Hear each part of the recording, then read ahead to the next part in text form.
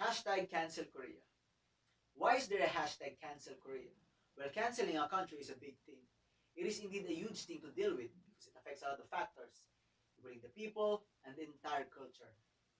The cancel Korea was the hashtag mainly made by the Filipinos towards the South Koreans that resulted to a big feud between the Philippines and South Korea. Both countries involved themselves to an epic war of words, such as trash talks, bashing, and even insults with a real intent, where we can truly sense the presence of racism and discrimination in this kind of racial conflict.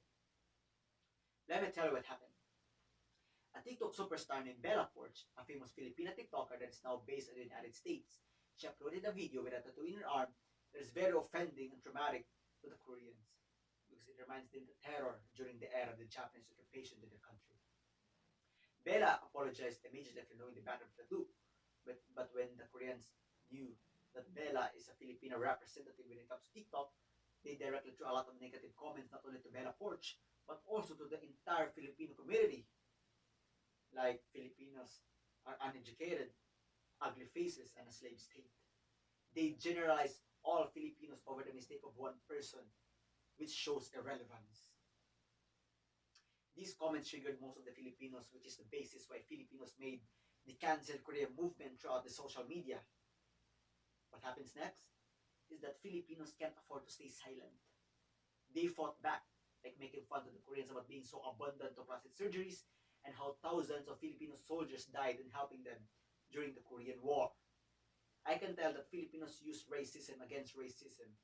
And for me, that is a very wrong response to deal with the situation, because it just worsened the conflict. Yeah. So this conflict spread not only to the Philippines and South Korea, but it also spread throughout the world, where it happened to be a controversy to the people around the world about these two countries insulting each other. So what I like about this conflict is that it didn't even last long.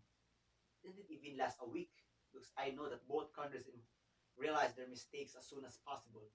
They realize how to put their ego and their pride in the right place.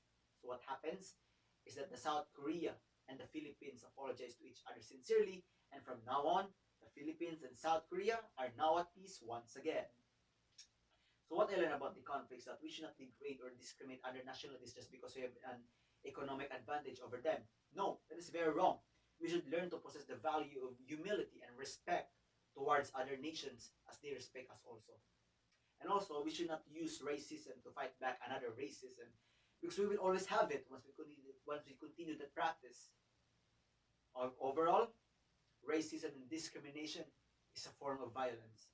And take note that violence is very intolerable. And again, we as a global community, we can and we will purge the root cause of this problem, which is the pride and hatred of the world. And I know that if we could do this together, then we're helping our planet, our world, our home to become a peaceful place to live in. Thank you.